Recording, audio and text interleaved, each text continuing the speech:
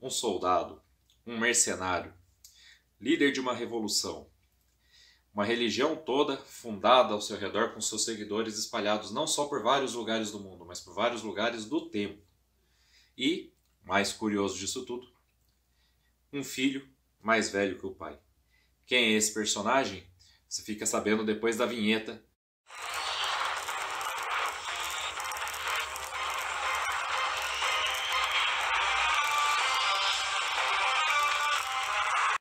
Olá, eu sou Inácio Santos, este é o Fator X, o nosso canal sobre X-Men. E no vídeo de hoje nós vamos falar de um personagem criado nos anos 90, na era dos heróis anabolizados, das armas enormes. Ele mesmo, um grande exemplo disso, sempre ilustrado no começo, com armas muito maiores que seu braço, às vezes maiores que seu corpo, cheio de acessórios, braço metálico, olho que brilha, mas um personagem com uma história extremamente intrincada e completamente costurada ali na trajetória, na cronologia dos X-Men, com momentos importantes desse personagem se espalhando por toda a cronologia mutante. Esse personagem é Cable, o filho de Ciclope, né? O filho de Ciclope que beira aí, que tem mais de 50 anos, enquanto o pai agora, recentemente na fase Nova Marvel, foi retratado com tendo aí seus 40 anos, né? Numa trama a la Dark, essa nova série do Netflix. Na verdade, a tentação de substituir a música da vinheta hoje pela música da abertura de Dark foi muito grande, viu, pessoal? Mas ele é o personagem título do nosso vídeo de hoje e nós vamos, mais uma vez, fazer aquele esforço de organizar tudo da cronologia de Cable, como fizemos com os outros personagens, e colocar na sequência em que, se ele fosse um personagem normal, uma pessoa real, isso estaria organizado na história da sua vida. Mas antes de falar do próprio Cable, antes de começar a organizar essa cronologia tão intrincada que passa por toda a história dos X-Men, por toda a história dos mutantes, queria fazer um convite muito especial para você. Se você está nos assistindo hoje a primeira vez, ou se já nos assistiu antes, mas ainda não se inscreveu no nosso canal, queria fazer o convite agora, pedir para você se inscreva no nosso canal, ative o sininho. Inclusive, se você já é inscrito, mas ainda não ativou o sininho, ative agora para você poder receber nossas notificações, saber quando sai um vídeo novo, poder nos acompanhar. É claro, quando você ver o vídeo, aí sim, quando você ver o título do vídeo, aí sim você decide se você quer mesmo assistir ou não, mas você vai estar informado, vai saber aí quando nós produzimos mais conteúdo aqui. O canal Fator X atende os pedidos dos inscritos, tudo que é colocado nos comentários aqui, ou lá na nossa página do Facebook, ou até mesmo nos comentários das publicações que nós fazemos no Instagram, na forma de pedidos, são atendidos aqui no canal. Nós temos duas playlists para atender esses pedidos hoje em dia, né? Uma no meio da semana, que é essa, que é a que você está vendo hoje o vídeo, faz parte dessa playlist, que é X-Men Principais Personagens, onde a gente conta a biografia dos membros dos X-Men, dos membros coadjuvantes, das equipes ali que orbitam o universo dos X-Men. E no final de semana nós temos a playlist X-Men Sagas, fazendo o resumo das grandes sagas da equipe mutante, às vezes uma saga de uma equipe mutante que não são os X-Men, mas que tem ligação profunda com o cânone de todo o universo mutante. E você pode vir fazer parte do nosso canal se inscrevendo aqui, é só clicar, se inscrever e você vai saber quando a gente produzir um vídeo novo de qualquer uma das duas playlists ou algum dos vídeos extras que de vez em quando a gente produz. Então, fica o convite, espero que você possa atendê-lo.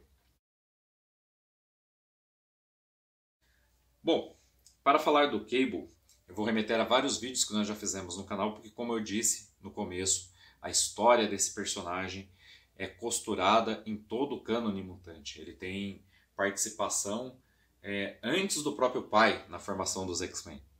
E, para fazer isso da forma adequada, eu vou fazer resumos de pequenas coisas que foram citadas em outros vídeos aqui do canal. Quando eu estiver fazendo esse resumo, que vai ser bem rápido, para não alongar muito o vídeo do Cable, que já vai ser um vídeo em duas partes, já vou adiantando, eu vou colocar nos cards o vídeo completo que eu estou citando ali, do qual é esse resumo, onde originalmente você pode ver aquilo que eu estou contando, mas de maneira mais ampla, falando dos outros personagens e tudo mais. Então, fique atento aos cards quando você for assistir. Eu vou fazer uma playlist só sobre o Cable, que vai ter todos esses vídeos, que vai estar na tela final também, tá? Para você não ter que ficar saindo do vídeo, Mas se você quiser assistir tudo em ordem cronológica, quando aparecer o card, clica nele, vai lá pro vídeo, depois volta para cá que o YouTube salva onde você parou e você pode conseguir entender todo o cânone do Cable. Então vamos lá? As Novas Aventuras de Ciclope e Fênix. As Novas Aventuras de Ciclope e Fênix é a segunda de uma série de 2 minisséries, mas para a nossa cronologia de hoje é a primeira história que nós vamos citar. Cable é um personagem, como vários outros aqui do Universo Mutante, cuja história começa antes dele mesmo. Então, em As Aventuras de Ciclope e Fênix, lá em 1888, o geneticista Nathaniel Essex vai se tornar um dos Cavaleiros do Apocalipse, o primeiro Cavaleiro do Apocalipse da Era Moderna, ao se tornar peste e produzir um vírus para o Apocalipse. Só que entre as decisões que ele tem que tomar ao fazer essa nova aliança com esse mutante imortal, ele é confrontado com 2 personagens, Ciclope e Jean Grey, que voltam no tempo exatamente aquele momento, testemunham sua origem e balançam ele, que ainda era razoavelmente humano naquela época. Quando falo humano, estou falando de sentimentos, de empatia, tinha perdido um filho recentemente, tinha uma esposa. E com esses 2 conseguem que, apesar de ter que enfrentá-lo no percurso disso, que ele se volte contra Apocalipse. Inclusive ele usa contra Apocalipse o vírus que Apocalipse tanto queria que ele criasse como peste, para testar a humanidade, para forçar a evolução, para promover a sobrevivência do mais forte. Ciclope e Jean vão voltar ao presente depois disso, num momento muito depois do nascimento de Cable, mas vão deixar impressões profundas em Sinistro. Essas impressões vão fazer com que Sinistro, que não sabe que eles são viajantes no tempo, comece a procurar a família Summers, porque essa viagem acontece após o casamento do casal, então eles são o casal Summers, e é isso que vai produzir em Sinistro o seu grande interesse pela família do Ciclope e pela árvore genealógica do Ciclope. É claro, perseguindo esse objetivo, ele também vai testemunhar todo o potencial de Jean Grey. Provavelmente vai inclusive reconhecê-la como aquela que veio do futuro e estava lá em sua origem. E ele vai engendrar um plano. Ele acha que aqueles 2 mutantes são perfeitos, que a união deles vai produzir um mutante derradeiro. Mais do que isso, durante essa viagem no tempo, ele constatou que as rajadas ópticas de Ciclope ferem o metal celestial do qual é feito sua pele desde que ele se tornou um cavaleiro e do qual é feita a armadura que faz parte agora do corpo de Apocalipse. E Apocalipse, traído por ele, em algum momento vai voltar para se vingar e ele precisa desse instrumento, ele precisa dessas rajadas ópticas. Por isso, é importante, apesar de ser um eugenista e querer produzir uma nova raça, esse mutante especificamente que ele quer produzir dessa união é seu próximo corpo, seu próximo hospedeiro, porque a verdade é que Sinistro não é imortal. Sinistro dura muito tempo, mas ele criou um método para transmitir sua consciência a outro corpo clonado que recebe seus dados genéticos, recebe o metal celestial que o envolve e assim ele continua a sua vida em outro corpo. E ele quer que um desses corpos seja desse mutante extremamente poderoso, que ele inclusive usará seus poderes para se defender de Apocalipse quando a hora chegar. É esse plano que vai levar à criação do jovem Cable. A saga da Fênix Negra, outro momento importante do cânone dos X-Men e que tem muita importância também para Cable, novamente, antes sequer dele ter nascido. A saga da Fênix Negra veio para jogar areia nos planos de Sinistro. Afinal, supostamente Jean Grey morreu durante essa saga, e morreu antes de produzir o descendente que Sinistro tanto esperava. Logo, ele não ia deixar uma coisa tão boba quanto a morte de uma das principais protagonistas de sua tragédia atrapalhar seus planos. Então o que Sinistro faz? Ele clona a falecida. Ele clona ela, mas não cria um clone idêntico, uma gêmea de Jean Grey.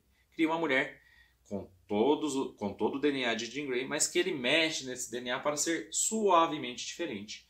E cria memórias falsas. Essa mulher acha mesmo que teve uma vida pregressa antes de sair do tanque de clonagem, já na idade adulta.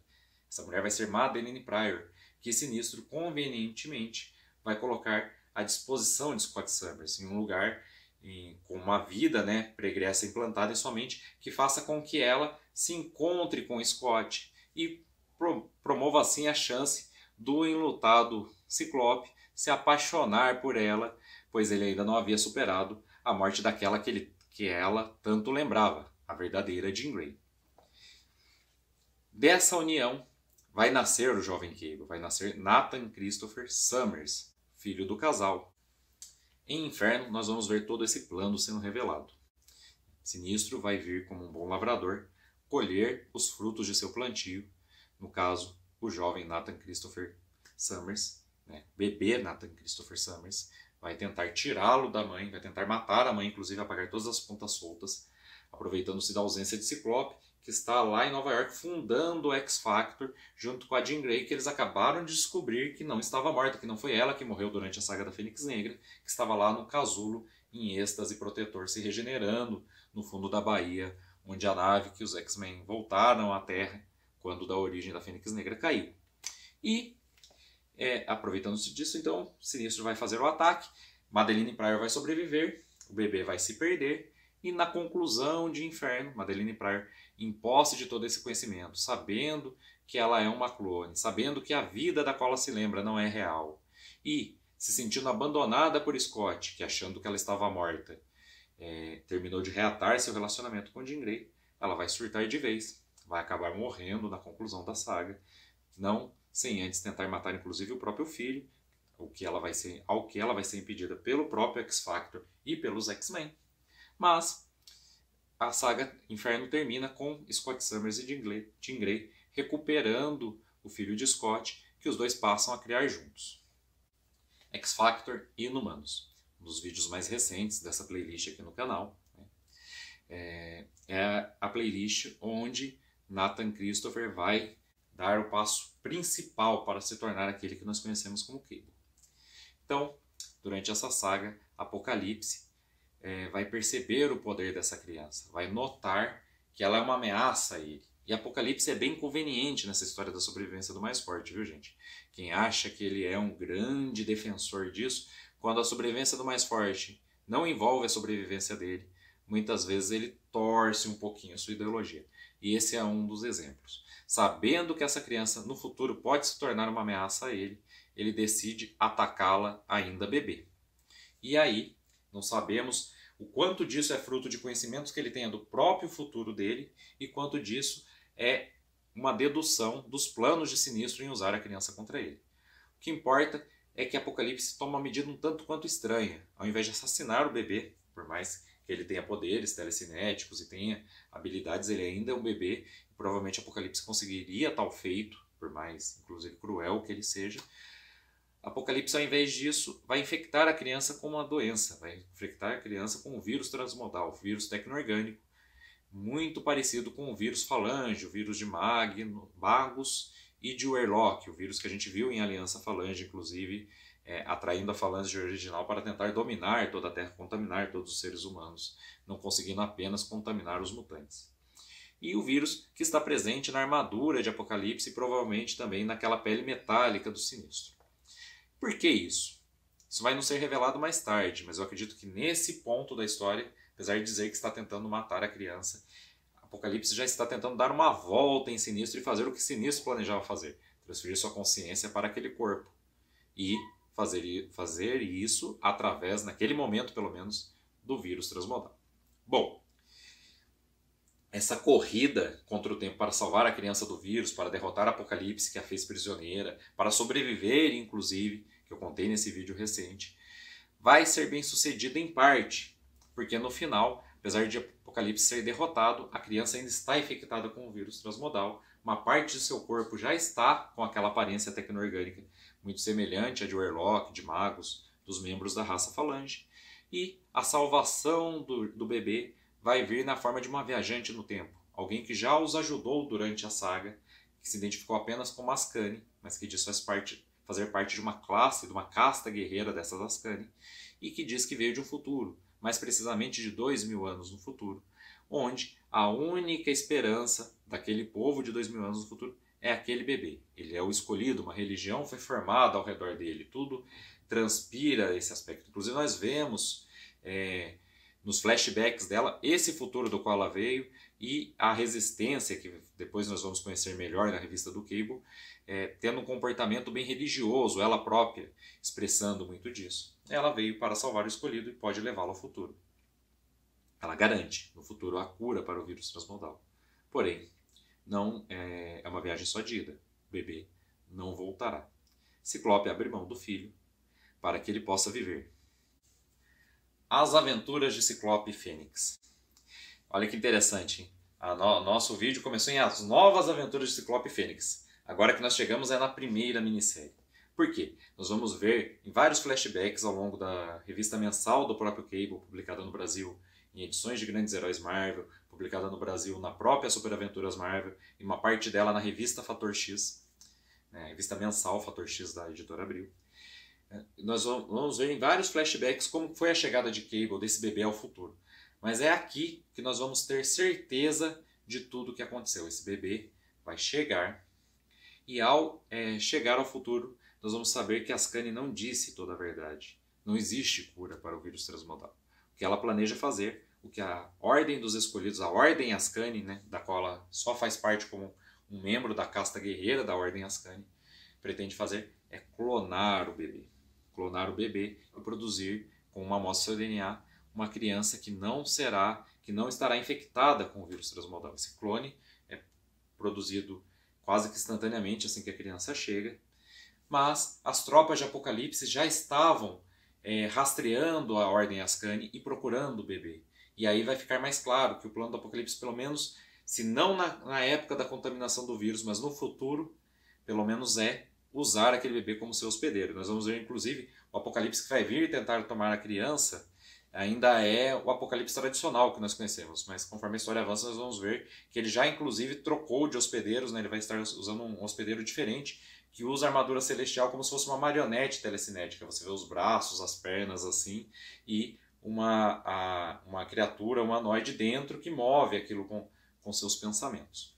Bom, Apocalipse quer a criança para ser sua hospedeira, ele invade a base do clã Ascani e eles às pressas têm que tomar uma decisão. O clone já foi levado pelas tropas de Apocalipse. O próprio Apocalipse chega e toma posse da criança.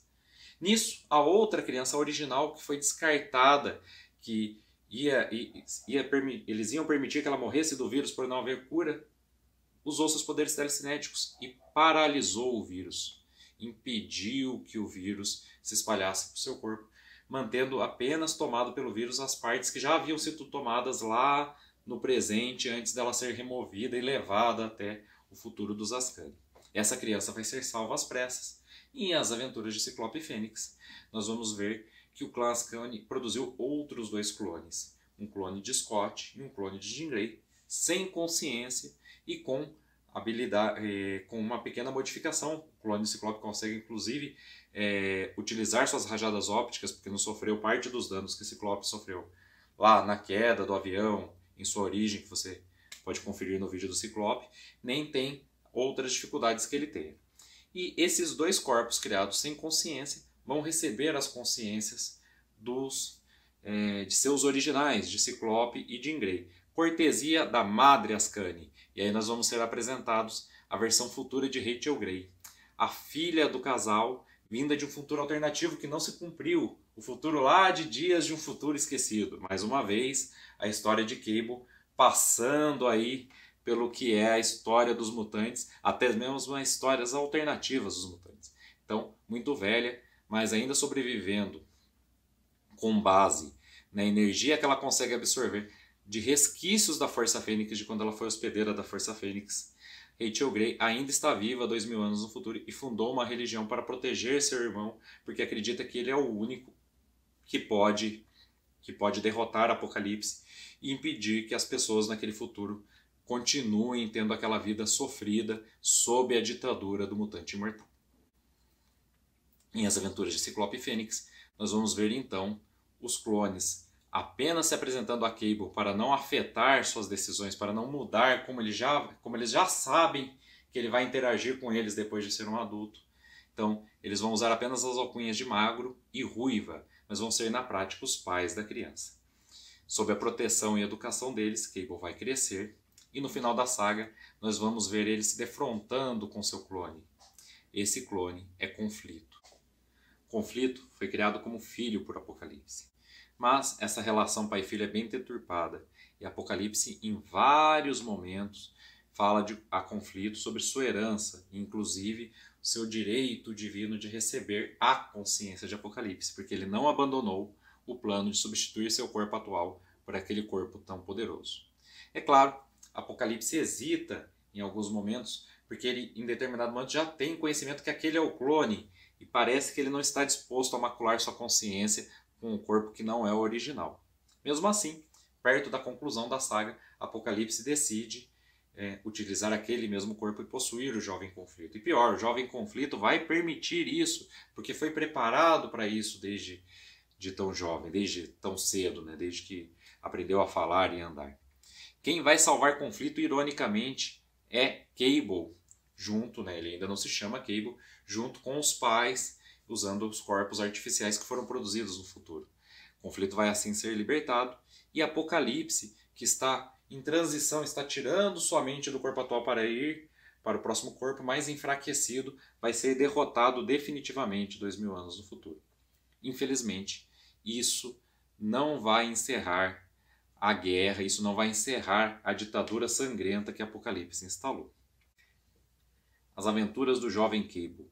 Em As Aventuras do Jovem Cable, nós vamos ver então Nathan Christopher Summers, lá nesse futuro chamado Nathan Christopher Despring, privado de seu nome original para não ser reconhecido, construindo, se encontrando com a rebelião incipiente que existia contra Apocalipse, mas que agora é orientada contra Conflito, que mesmo muito jovem assume o poder e começa um sangrento extermínio para se consolidar no poder, matando seus inimigos, sufocando a rebelião, mas matando também aliados que são pretensos sucessores de Apocalipse.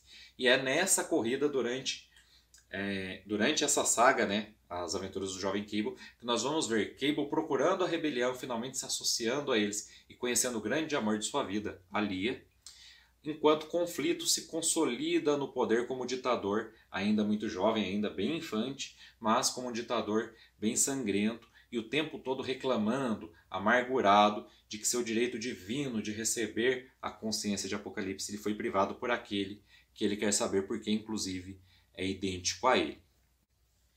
E aqui nós remetemos à parte do cânone de Cable, que está distribuído nos vários flashbacks de sua revista mensal e da revista mensal da X-Force, né?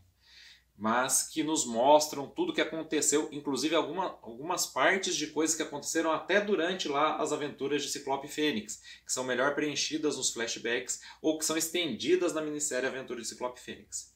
Mas o principal disso é a vida de Cable, então 2000 anos no futuro, sem os pais, e depois, né, de As Aventuras do Jovem Cable, quando ele se associou à rebelião, a sua ascensão ali à frente da rebelião, até que ele encontre os Ascani, até que os Ascani o reconheçam como escolhido, né, os Ascani voltem a ter importância e reconheçam ele como escolhido, e então a rebelião começa a ganhar mais corpo. Então nós vamos ver Cable comandando agora nesses flashbacks, um forte exército de rebeldes, e vamos ver vários dos personagens que nós vimos lá no flashback lá da Ascani, quando em X-Men 75 da editora Abril mostra do futuro que ela veio, que boa, que enviou, aqueles personagens ali com esses nomes, vamos ver eles bem velhos, né?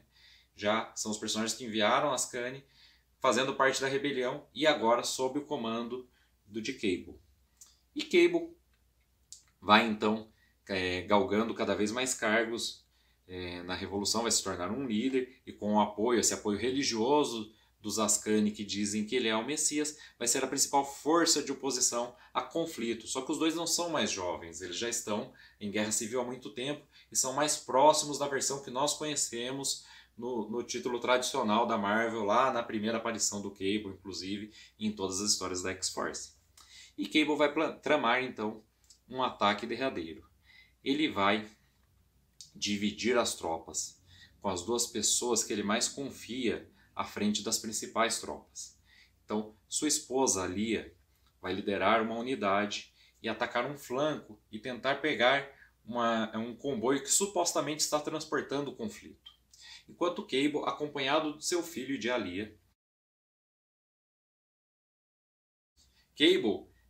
Tyler é o segundo em comando da unidade de Cable, mas ainda assim razoavelmente experiente e uma pessoa em que Cable confia. E ao longo desse ataque tão perigoso, e o ataque derradeiro, 2 comboios, em um deles está o verdadeiro conflito, porque ele usa de muitos sósias para poder sobreviver aos ataques dos rebeldes, que não estão no controle, mas têm muita influência e são muito ameaçadores para o seu governo. Então ele tem que usar esses sósias. Então os 2 ataques são feitos simultaneamente aos 2 comboios. Cable está no ataque que está enfrentando o verdadeiro conflito, mas ele não sabe disso, quando ele recebe pelo rádio a informação de que a unidade de sua esposa foi completamente destruída e que ela está moribunda. Cable então deixa Tyler no comando de sua unidade. Ele já estava preparado para fazer isso, ele confia absolutamente no filho e se teletransporta para socorrer Alia.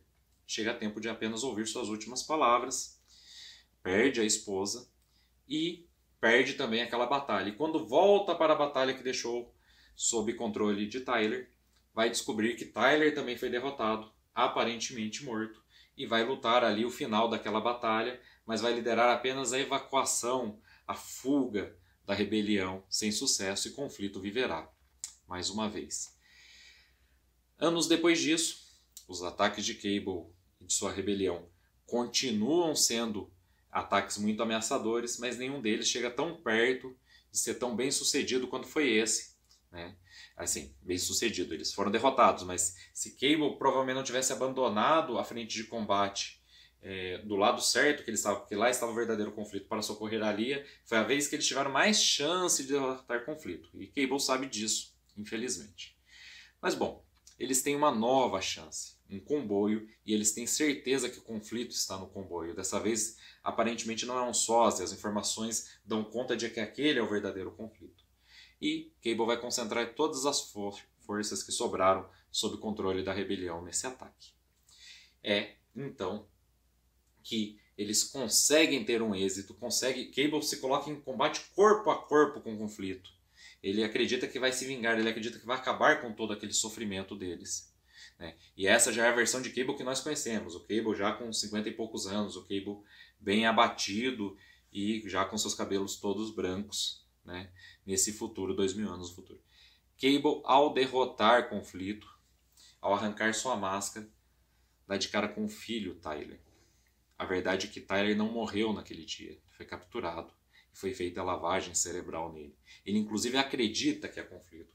Ele toma uma das rebeldes como refém, ele ameaça matá-la, ele não aceita ouvir o pai. E Cable, já muito calejado, depois de dialogar durante um tempo, percebe que o filho vai mesmo puxar o gatilho e executar aquela mulher. E num momento de hesitação, ele atira primeiro. Dispara contra Tyler. Mesmo alvejado, Tyler puxa o gatilho e arranca o maxilar de Dalsilk, essa mulher que era refém dele. Mas vai cair, Cable vai acreditar que Tyler está morto, e a rebelião novamente vai se evadir, vai fugir antes que as forças de conflito caiam sobre eles. As investigações posteriores dão conta de que eles estão procurando um fantasma. O conflito não está mais no futuro. Usou uma plataforma de viagem no tempo e está operando no século XX. Apenas sósias e o próprio Tyler estão no controle do governo de conflito. O conflito mesmo não está mais lá. Cable, então, vai começar a se preparar para voltar para o século XX. E isso encerra o nosso vídeo da parte 1 do cânone do Cable. No próximo vídeo nosso de X-Men, principais personagens, vai ser a parte 2, tá? A gente não vai demorar para fazer. E nós voltamos no domingo com mais um vídeo de X-Men Sagas. Espero você aqui para esse vídeo, espero você para a parte 2 desse vídeo que você está assistindo aqui agora. Espero que você tenha gostado. Se você gostou, por favor, curta o vídeo, compartilhe o vídeo, envie aí, coloque nas redes sociais, no Facebook, nos grupos WhatsApp, eu sempre peço isso. Tenho certeza que vocês estão nos ajudando, porque o canal só tem crescido, né? Quando eu comecei esse vídeo hoje aqui, o canal estava, quando eu comecei a gravar o vídeo, o canal estava com 438 inscritos. Eu agradeço muito a todos vocês que têm ajudado. No mais, peço também aproveite, conheça o nosso canal parceiro, Estúdio Maçã, que o link está sempre aqui na descrição. E espero vocês para a próxima. Muito obrigado e um abraço.